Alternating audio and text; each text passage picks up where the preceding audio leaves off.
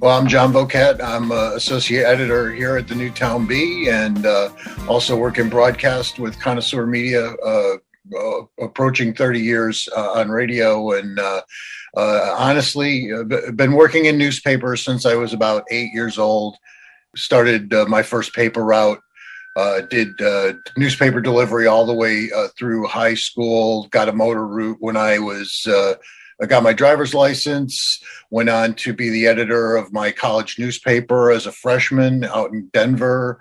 Got out of the business for a little while, came back working in Los Angeles at another college paper, and then took another little break, worked in PR for a while. Finally got back into journalism about 25 years ago, and been doing community journalism ever since. Worked for a company called Hometown Publications that became Hersum Acorn or Hersum. Bunch of papers there. Ran what was a brief stint at a full color twice a week broadsheet paper in Naugatuck Prospect and Beacon Falls, and then came to the Bee. Been here about 18 years. The folks at Hersum had an online radio presence. They did. As a matter of fact, I also was the past president of the New England Newspaper and Press Association, and I recall them doing workshops at our conferences the couple of years that they were there, specifically about how newspapers are launching internet radio. And as we kind of talked before we went on the air, it was a great idea. It didn't get enough traction fast enough, and that was it. You know what's funny is when I work with the interns, I always tell them, be kind to everyone that you work with in this industry, because you really will start seeing the same people over and over again. Yeah, the old elevator concept, way up, way down. You're always going to pass them. You got to be good. So, when I first started talking to Nancy Crevier about Newtown and just the stories that you guys were covering, I read on WPKN News, I think it was a story about the Vax rollout, and it was a John Voket story about the rollout at Churchill Village. And here we are now. Yeah. Can you update us? It seems like we are doing well with distribution of the vaccine. Where are we, April 2? Well, that was the lead of our weekly COVID update this week, as Newtown's COVID case count is approaching 1,800 individuals, and we've lost, sadly, 65 residents to COVID, nowhere near the almost 7,900 deaths statewide. And so we're really, really pushing information on the vaccines. Our health district, despite the state's aggressive stepping down of the age limitations, our health district remained loyal to trying to blanket the oldest populations on down. So our health district director was away this week, but last I talked to her, she and First Selectman Dan Rosenthal had both articulated that they felt anyone who was over the age of 65 who wanted to get a vaccine in town virtually was vaccinated. They were looking at somewhere in the neighborhood of about half of those 55 and over. And by next week, we'll have updated data on where we are at in terms of appointments and things for younger people, or opening up clinics. I was just at a vaccine clinic with the First Selectman a couple of days ago. People are showing up excited. I was at the tail end of it, and it was funny to see. I was sitting in my car, and two people drove up who were called just a few minutes earlier from the clinic saying, "Hey, we've got leftover doses. We're not throwing them out. Do you want them?" Yes. They came driving up like Rolling Stones tickets just went on sale. It was pretty funny, but heartwarming to see. Yeah. And quite frankly, that's actually the advice that a doctor friend of mine gave me is just keep checking in.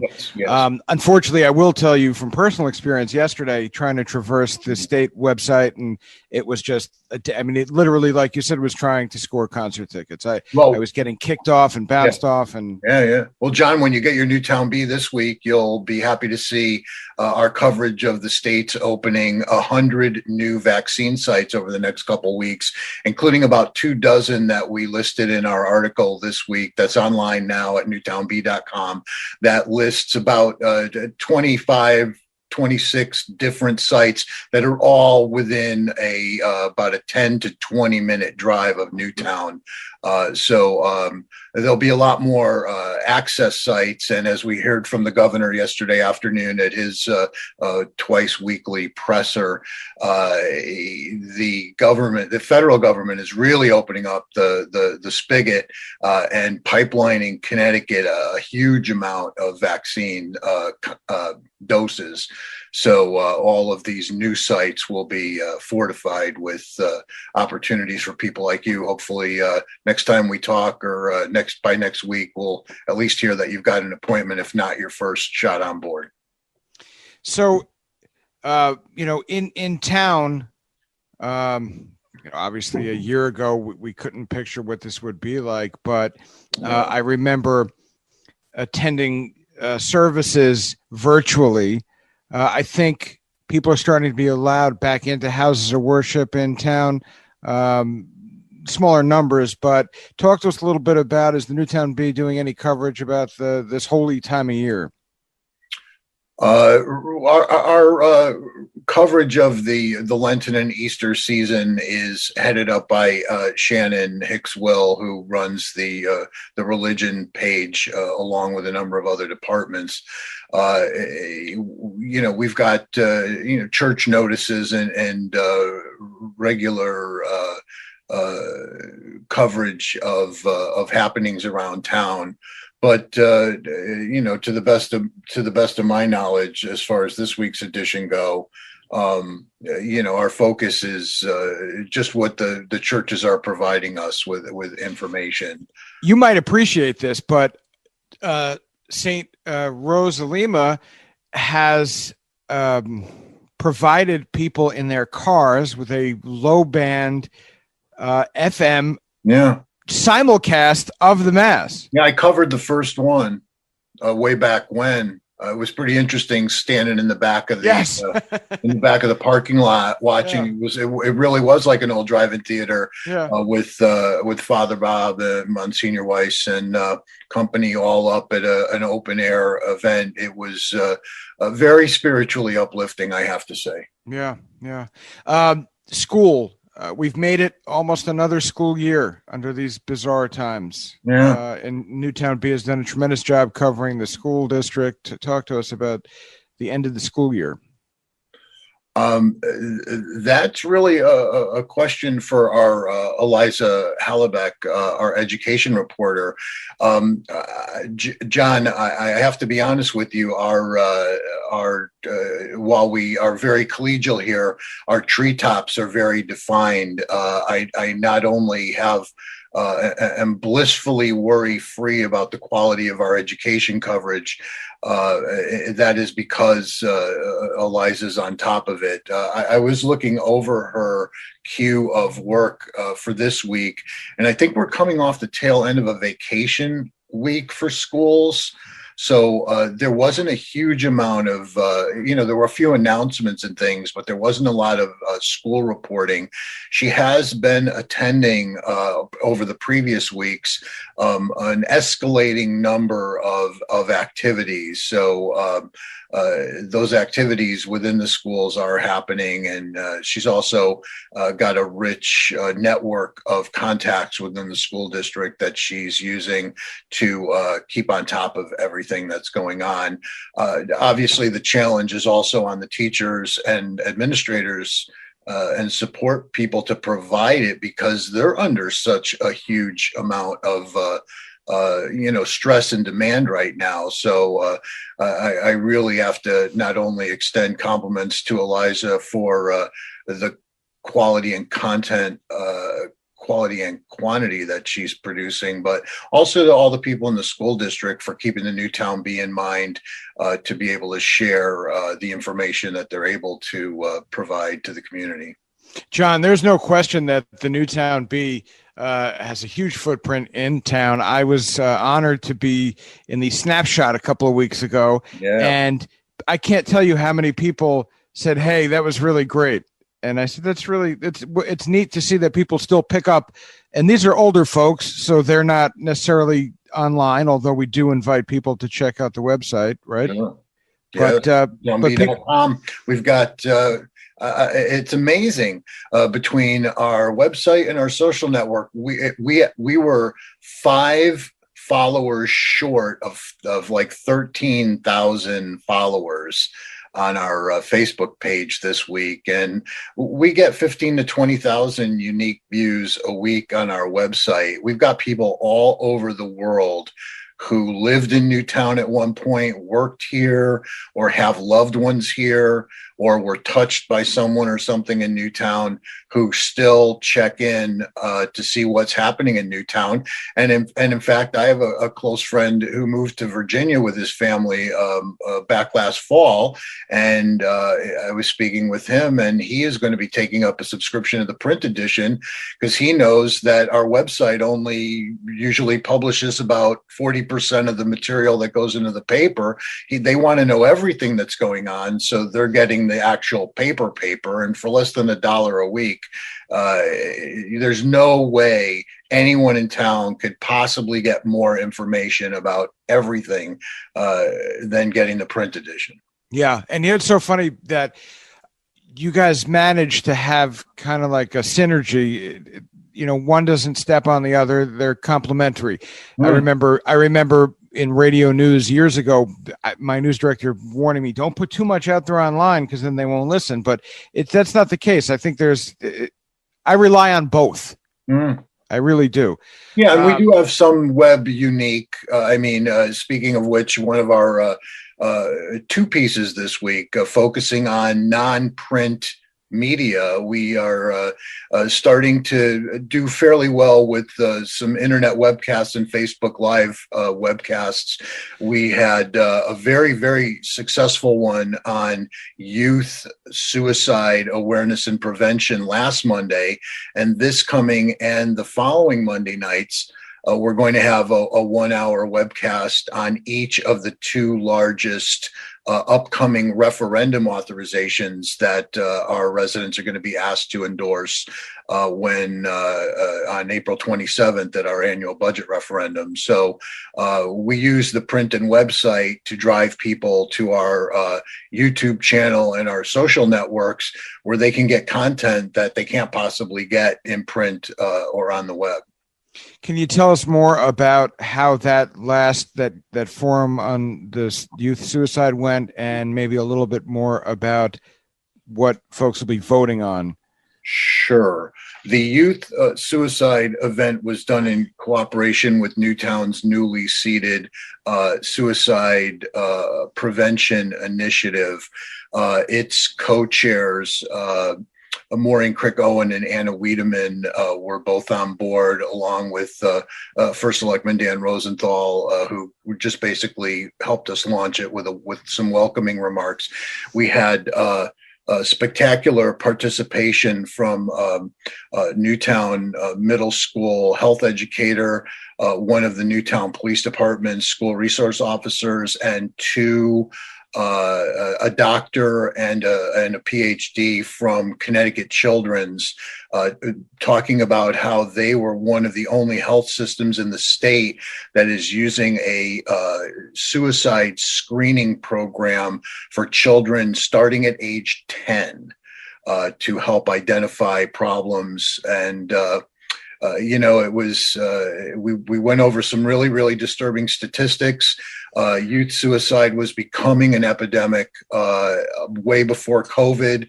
COVID has exacerbated the situation greatly. The physician from Connecticut Children's who came on really called it an epidemic wrapped in a pandemic, indicating the number of attempted suicides and suicidal ideations that they're identifying in children as young as 10 and even younger is escalating to a point where their bed count and their intakes have gone up to I should say the identifications of individuals who have considered or thought about suicide went from 14% to almost 25% since last October.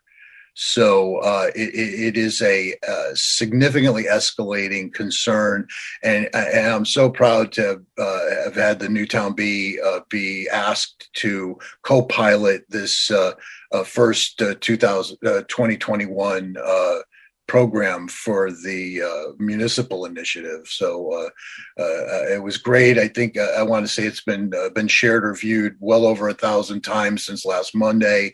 I've gotten a number of emails and texts, thanking us for doing it. But really, the credit goes to the municipal leaders, including Maureen Crigowan, who sadly lost a teenage relative to suicide years ago.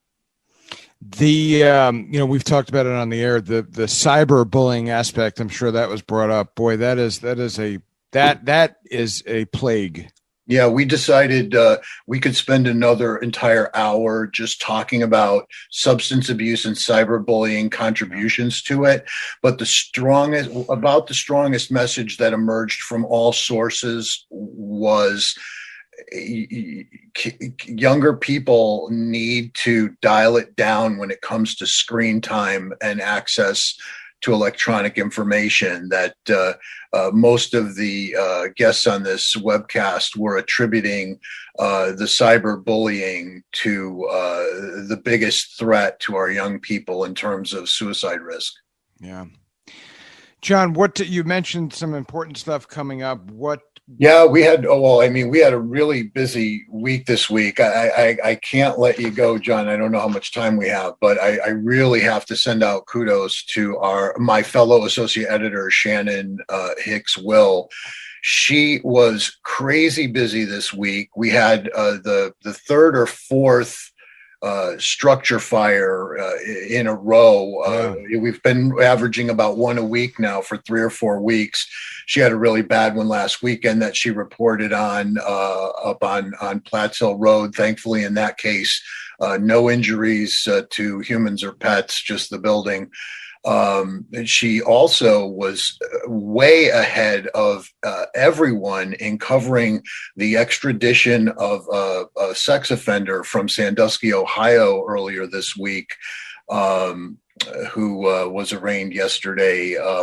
Got really critical, important background information, not just from the Newtown Police Department, but she took the extra step of investigating the judicial proceedings and then did once again the added step of researching the arrest of the individual in Sandusky, Ohio through their local newspaper, and really brought a very well-rounded report to the Bee and our readers. And then earlier this week, how about that tractor trailer rollover right on that chokehold bridge on 84, closed Route 84 for like 5 or 6 hours. She was one of the first people on the scene. She got pictures. We had all the warnings up, and we're getting people off the highway and around it within minutes of it being reported. Which started as a crash and then turned into a fire. It turned into a hazmat situation. DEP gets involved. It was a real mess. But those are just 3 of the half a dozen important stories that Shannon alone covered this week. Well, you're doing your job because all of them are familiar, and I didn't even realize that I had read them, but I read all 3 of those items through, I guess, your social media, and you're definitely getting the job done. Yeah. What else? Well, I could tell you about the budget. Please. And our webcasts. The budget referendum is April 27th. So we not only bring, weekly reporting. When budget season starts, really back in the fall, we start our reporting. And I have to say, I'm so pleased to be partnering and partners with our Alyssa Silber, who has really stepped in COVID times and quickly pivoted from basically a feature writer who also handles our obit department and a couple of special projects to covering the hard news. She's sitting in on meetings of the Public Building Site Commission, the Board of Finance, the Legislative Council, the Board of Selectmen, and doing a great job. So between Alyssa and myself, anybody that wants to know anything about the budget that folks are going to be voting on in the coming weeks can get it here at the Bee. So that vote is on the 27th. And aside from the school and town budgets, which are down under 1% now in terms of tax increases, and are in front of the Legislative Council, which is vowing to bring that number down more on behalf of Newtown taxpayers. There's going to be three important capital authorizations that voters are going to be asked to approve or reject.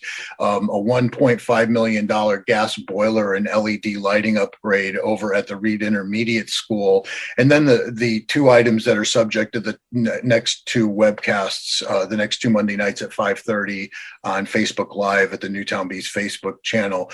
That is a $3.7 million allocation for the Sandy Hook Permanent Memorial Project, and a little over $5 million, $5.1 million for the remaining balance on a huge townwide emergency communication system upgrade.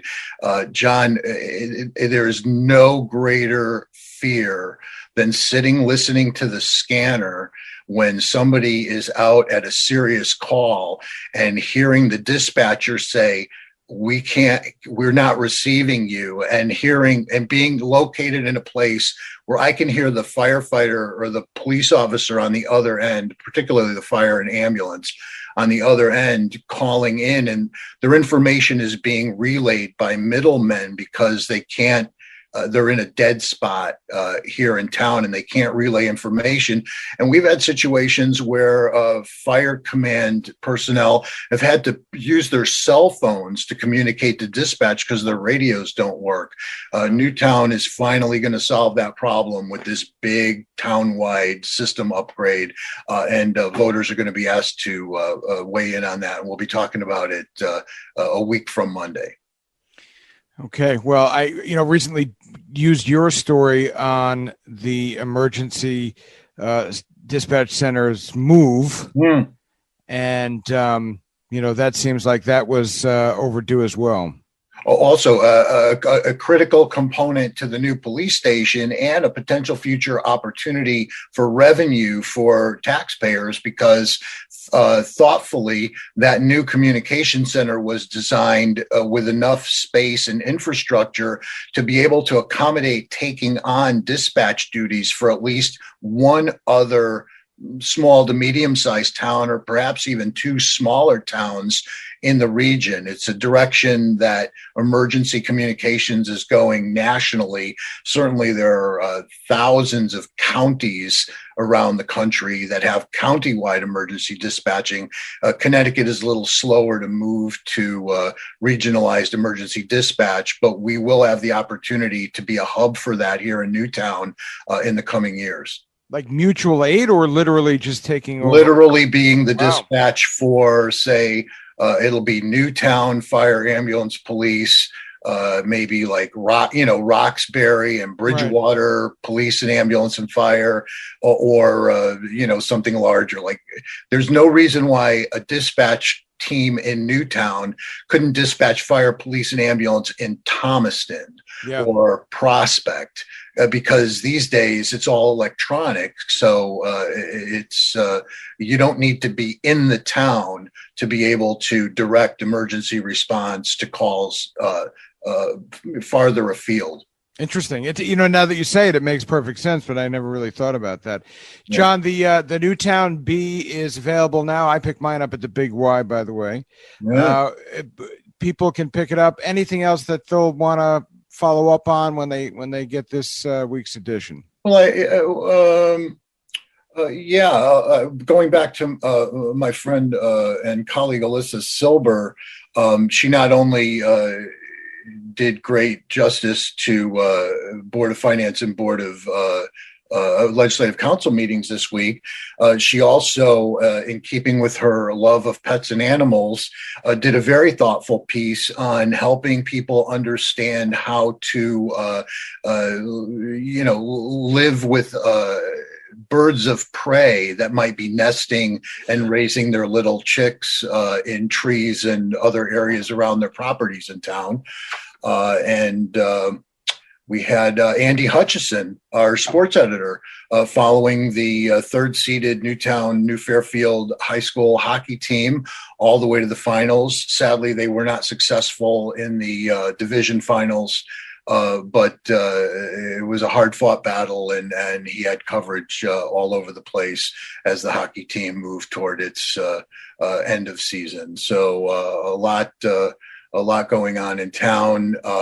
Also, Eliza Hallebeck, our education reporter, kind of switched gears.